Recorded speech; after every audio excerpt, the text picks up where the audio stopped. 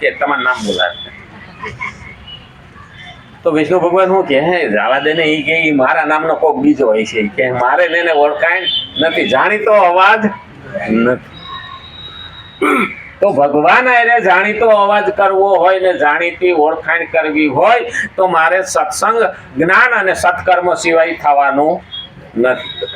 આપણે રોજે રોજ મળીએ તો આપણે પેલા અજાણ્યા જ હતા, જેમ જેમ આવતા ગયા એમ અહીંયા ચહેરા ફિટ થતા ગયા. પછી જો અઠવાડિયું ના આવે ને તો આપણે સામે પૂછીએ બહાર ગમ ગયા હતા, સીધું જ ન પૂછાય માંદા પડ્યા હતા એમ તો ન કહેવાય. હા ઈ ખરું હો. હા બસમાં જતા હોઈએ ને અને જગ્યા ન મળે ને તો તમારે એ વાત કરવી જોઈએ હો. બે રીતે બસમાં જગ્યા મળે. હા એક ઓક ઓક કરવા માંડો ને એટલે ઓલો બાજુ વાળો આગો રહે. હા એમ કરો કે બારી આવતા એટલે પોતે ઉભો થઈ જાય ને બારી બેહાડે, નહીં તો હમણાં લુગડા બગાડે.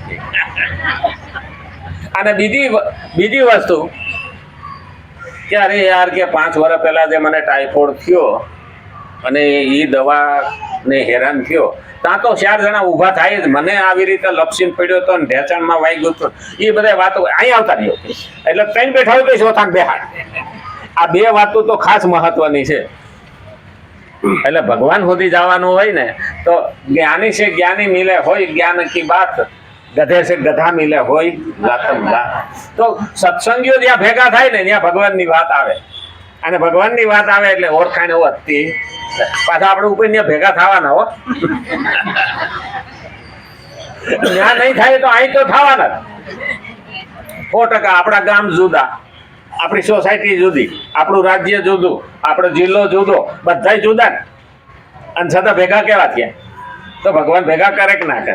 આ બધું ભગવાનની અનુભૂતિ.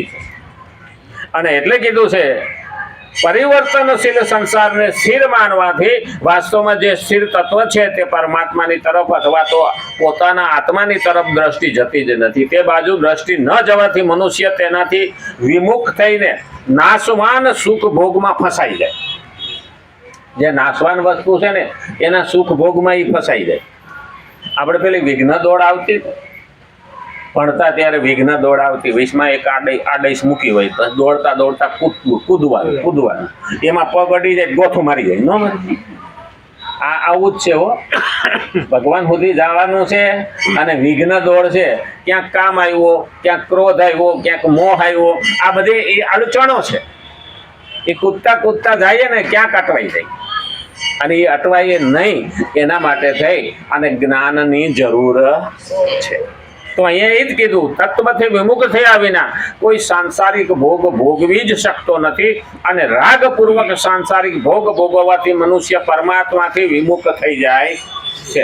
રાગ એટલે જે સંસારના ભોગને ચોંટી રહ્યો છે એ ભગવાનથી દૂર થઈ ગયો, ભગવાનની નજીક રહેતો નથી. ખરેખર ભગવાનની નજીક જવું ને ભગવાન પાસે જવુંમાં ફરક છે. ભગવાન પાસે જવું તો પાછા આવીએ નહીં, અને આવીએ તો યાદ રહે નહીં. એટલે ઘણા એવું કે હા ભગવાન છે કે નહીં ખાતરી કરીએ, પણ પછી એ ખાતરી કરવા જાય તો પાછો આવે નહીં, અને પાછો જઈ જન્મ લઈને આવ્યો તો યાદ રહે નહીં કે હું ક્યાં હતો. બધાના ભાગમાં તો નથી, પણ માણસ છે ને ખરાબ થાય ને તો એના જેવું કરે ખરું. ઓલા 3 ભાઈબંધો ગુફા જોવા ગયા, એમાં મોટી હનુમાનની મૂર્તિ હતી, પથ્થરની હનુમાનની મૂર્તિ હતી. તે 3 ભાઈબંધો નોખા જોતા હતા. હવે આવડી મોટી મૂર્તિ હોય તો ડૂટો મોટો જ હોય ને, આને હક નો થયો, ડૂટામાં હાથ ગાયો હનુમાનના. હા એમાં વીસી બેઠો છે તો કહી દો આમ કીધું હો, રાય બોલી ગઈ, વીસી કહી દે બાકી રે. એટલે ઓલો દૂર ઉભો તો નહીં કે શું થયું કે મારું બેટું અંદર એવું ઠંડુ લાગે છે કે બરફ જેવું. એને એમ થઈ ગયું કે મને કહી દો આને કેમ ન કહી દો. હા એટલે ઓલો દોડીને આવ્યો, આમ કહીને હબ દઈને નાખ્યો હાથ. ત્યાં એને ટેસ્ટ કર્યો. હા ત્યાં ઓલો ત્રીજો આમ દૂર ઉભો હતો ને એની કીધું પેલા શું થયું, પેલા આ બેને એમ થઈ ગયું છે કે સારું હા અમે બે કે આ ભોગવું છે તો આ છે ને બાકી રહે. હા એને કીધું માર્ક્સ તો અંદર બરફ જેવું કે ઠંડુ લાગે છે, બોલો કે મને હાથ નાખવા દે એ નહીં નાખ્યો અને રાડો રાડ થયો. પેલા કેવું તો ને હું તો રહી જાત કે આરા તો કે અમે બે ડંખ ખાધો તો તું છે ને બાકી રહે. આટાણે સમાજમાં આવું જ હાલે. તો હું દુઃખી છું તો તું કેમ ન થા. જ્યારે બીજાને બચાવવાનું આવે ત્યારે બીજાને અંદર ભેરવવાનું ચાલે છે. અને એટલે જ કીધું છે. બાકી તો માણસ કહી દે ભોગ બુદ્ધિથી સાંસારિક ભોગ ભોગવવા વાળો મનુષ્ય હિંસા રૂપી પાપથી બચી શકતો નથી. ભોગ બુદ્ધિથી સાંસારિક ભોગ ભોગવવા વાળો, જેની અંદર ભોગ પડેલા છે ને, દુર્યોધનમાં ભોગ જ હતો. દુર્યોધન કે મારે બધા જ દુનિયાના ભોગો મારા હોવા જોઈએ, એટલે એ પાપી બન્યો. અને એને સહકાર આપનાર કર્ણ અને ભીષ્મ પિતા બે એનો ભોગ પાપના ભાગીદાર બન્યા અને બે એ પાપ ભોગવવા પડ્યા. નહીતર બે આખી જિંદગી પાપ કર્યું જ નહોતું. ભગવાન આગળ બે પ્રશ્ન કર્યો હતો કે પ્રભુ અમે તો આખી જિંદગી કોઈ પાપ કર્યું નથી, તો આવી સજા કેમ? ત્યારે ભગવાને કીધું હતું ભીષ્મ પિતાને, તમે પાપ નથી કર્યું પણ પાપીને સહકાર આપ્યો ને એના ભાગનું પાપ તમારે ભોગવવાનું આવે.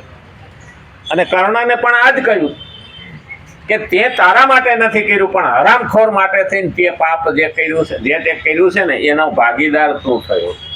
આ બેયના દાખલા મહાભારતની અંદર.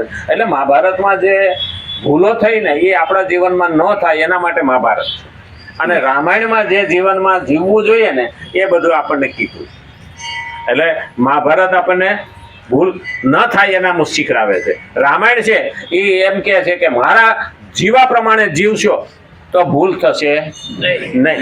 અને ભગવદ્ ગીતા એમ કહે છે કે જીવન સુધાર, મૃત્યુ સુધાર અને આવતો જન્મ સુધાર. એના માટે થઈને ભગવદ્ ગીતા કહે છે હું તને જીવતાંય શીખડાવું, મહાભારતનું જ્ઞાન પણ આપું અને આવતો જન્મ પણ સફળ બનાવું. ખરેખર મહત્વના શબ્દો અહીં કીધા છે પણ આટલો ટાઈમ થઈ ગયો ને. રામચંદ્ર ભગવાન કી કૃષ્ણ કનૈયા લાલ કી, ગજાનંદ ગણપતિ ભગવાન કી નમઃ. પાર્વતી પતે હર હર મહાદેવ.